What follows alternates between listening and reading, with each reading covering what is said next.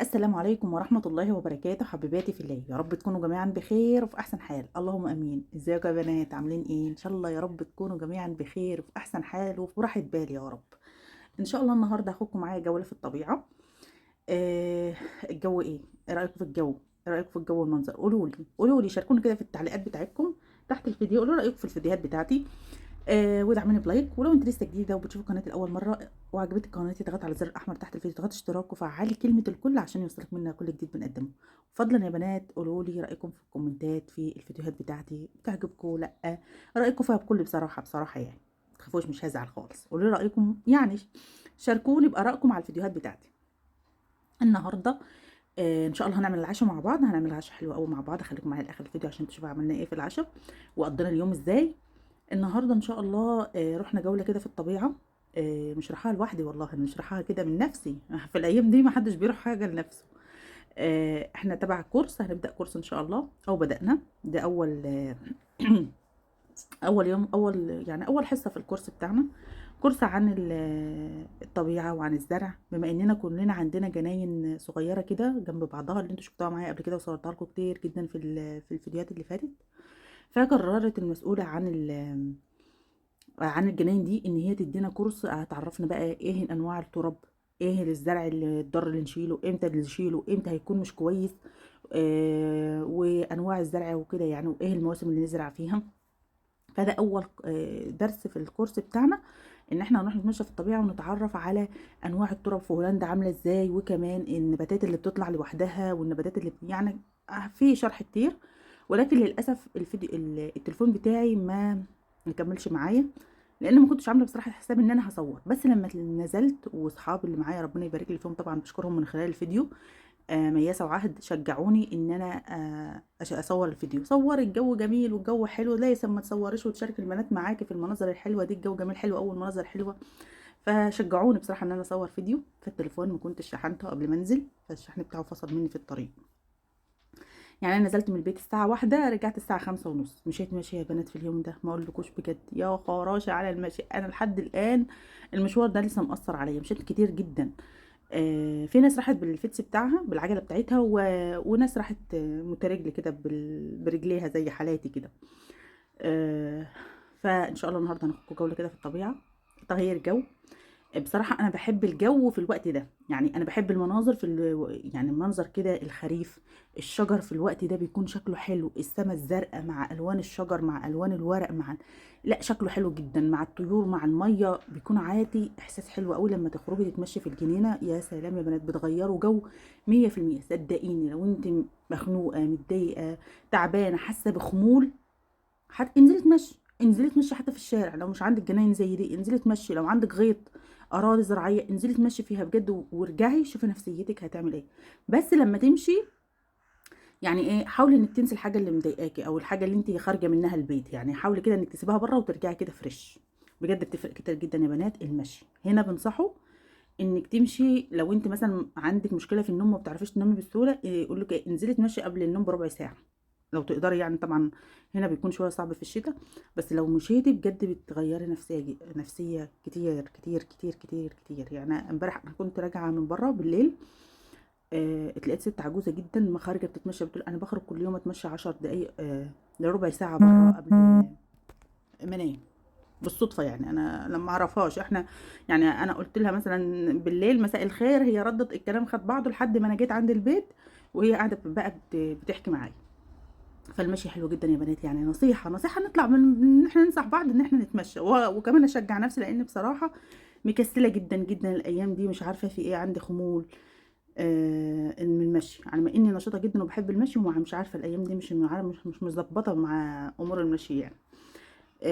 احنا هنا وصلنا المكان، في بقى في المكان ايه هناك، في مطعم وفي محل للحاجات الاورجانيك، الحاجات الطبيعيه اللي هي من غير مواد بقى حافظه، من غير مواد كيماويه، طالعه كده من الطبيعه. يعني هي الجنينه دي او البارك دي ومعاملين فيها الحاجات دي طالعه منها، يعني حاجات طبيعيه من غير مواد كيماويه او مواد حافظه. طبعا ده المطعم صورت لكم، وكان في ناس هناك كمان كبيره بتتدرب، انتوا عارفين ان خلاص ان الاعياد بتاعتهم قربت، فبداوا يعملوا يتدربوا على الاغاني اللي بيأدوها في الكنايس وفي الحفلات بتاعتهم.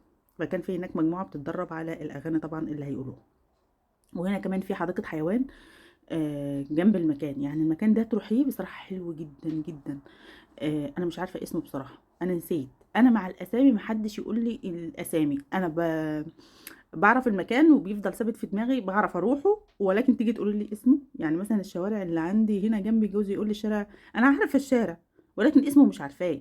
المشكلة ان انا محدش يقول لي اسم، اشرح لي آه، شكله وانا اقول لك، انما تقولي لي قولي اسم، مفيش ولا اسم بيعلق في دماغي، معرفش ليه، مش عارفة.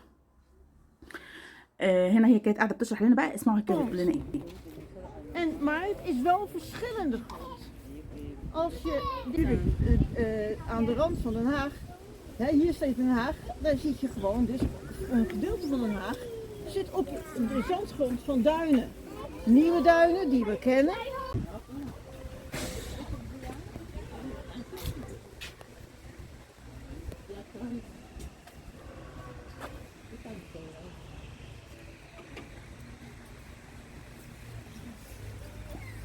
ده اللي بعمله انا.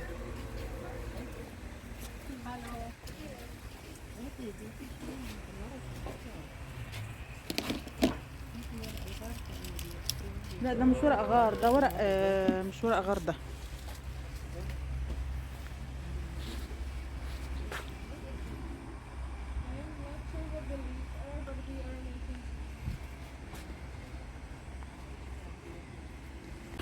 Siba of zo.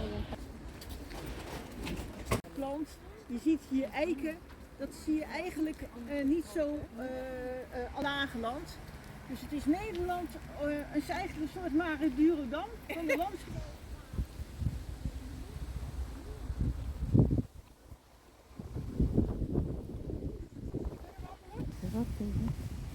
Kijk je ziet hier ook allemaal beestjes.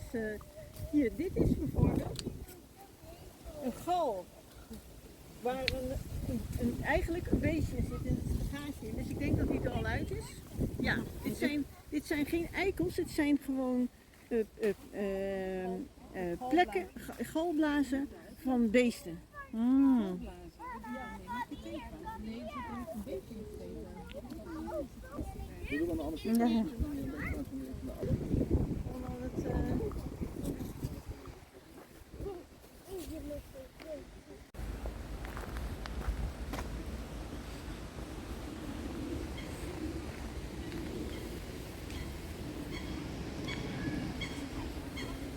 طبعا كان خلاص هنا التليفون بتاعي بصراحة بعد الخطوة دي فصل شحن، الشحن بتاعه قال ولا انا ولا انت، وقام جاي فصل، كان فيه بس نسبة 1%، فانا سبته علشان لو حد اتصل عليا وكده. هنا شايفين يا بنات كنسين الشوارع ازاي ومنضفينها، بصراحة شكل الجنينة حلو جدا. تعالوا بقى بعد ايه، بعد ما روحت كنت بقى مفكرة ان انا هروح، تلاقي بصراحة الزوج العزيز عمل الغداء، تلاقيته ايه، طبعا انا كنت جايبة الحاجات دي من الصبح ومحضراها، قلت على لما ارجع تكون كل حاجة متوضبة ومتحضرة، ولكن انا رجعت بعد المغرب، بعد يعني بكتير يعني. فهو بصراحة انا ما عملتش غدا، لان الولاد اللي راح الشغل واللي راح اللي راح الكورة واللي مش عارفة راح في التمرين بتاعه، فكل واحد راح مكان، وقال لي انت لسه ما جاتيش، كنت لسه ما رجعتش يعني البيت، فقال لي خلاص انا مش هعمل غدا الا لما انتوا يعني احنا نيجي يعني، فانا جيت وده اللي انا كنت خايفة منه بصراحة، ان انا لا جاي اعمل الغدا. وفعلا انا جيت، يلا الحمد لله عملنا الغدا وكان لذيذ جدا. تعالوا بقى نشوف هنعمل ايه. عملنا فراخ بالكريمة، والفراخ بالكريمة، مكرونة بالفراخ والكريمة والخضار. اول حاجه الفراخ بتاعتي كنت غسلاها ومقطعاها، انا كنت مقطعاها شرايح، انا كنت عايزه اعملها على الجريل، وبعدين غيرنا راينا في اخر لحظه وعملناها شرايح رقيقه كده. وبعد كده حطينا لها صلصه ومعلقه يا بنات من الريحان اللي احنا عاملينه مع الثوم، ومعلقه مع التتبيله التانية دي بصراحه. هو ميكس كده من الكراوده جوزي جايبه، بتهيألي مع توم وريحان برضو وحاجة تانية يعني. المهم هنبدأ بقى نسلق المكرونة. انا حطيت مية غليت، وبعد دي بتستلق دقيقتين مش كتير يعني، المكرونة ما تغيبيش عليها. ومسكنا احنا دخلنا بصراحة المطبخ احنا الاتنين نعمل الغدا، لان انا كنت خلص خالص هلكانة هلكانة هلكانة، كنت هبطانة جدا جدا جدا يعني. فدخلنا مع بعض نعمل الغدا. أنا دخلت حضّرت المكرونة تتسلق، وشوّحت الفراخ، وبعد كده بعد ما الفراخ اتشوّحت كنا بنعمل إيه بقى، طاسة بنشوّح فيها الحاجة وبنحطها في الحلة، وبنحط الحاجة هنا، وبعد كده نحط الحاجة اللي بعدها. يعني مثلًا أنا شوّحت الفراخ الأول وحطيتها في الحلة، وبعد كده شوّحت الفلفل علشان الحاجة ما تتسلقش أو تكون مطبوخة، أنا عايزاها تكون متشوّحة. فأنا لو حطيتهم كلّهم على بعض، يعني شوّحت الفراخ وبعدين حطيت عليها الفلفل، هتكون مش هتعطيني طعم التشويح والطعم الحلو ده. فأنا باشوّح كل حاجة كده، فبتدّيني طعم حلو وبتكون لسه فيها القرمشة بتاعتها وبتكون حلوة جدًا. شوّحت الفراخ الأول، بعدين شوّحت الفلفل وحطيته، وبعدين سلقت المكرونة وحطيتها، وبما إني مستعجلة نسيت إن أنا أحط مَيّة ساقعة على المكرونة، فتحس إن هي مسكت في بعضها كده. فأنا مش هاقلّب خالص، أنا باقلبها كده، وبعد كده هانزل بالكريمة بتاعتي. أنزل بالكريمة، الكريمة ده هيخلّيها تفُك، لإن الكريمة ساقعة من التلاجة والمكرونة سخنة شوية، الكريمة هتخلّي لي المكرونة تفُك لي من بعضها.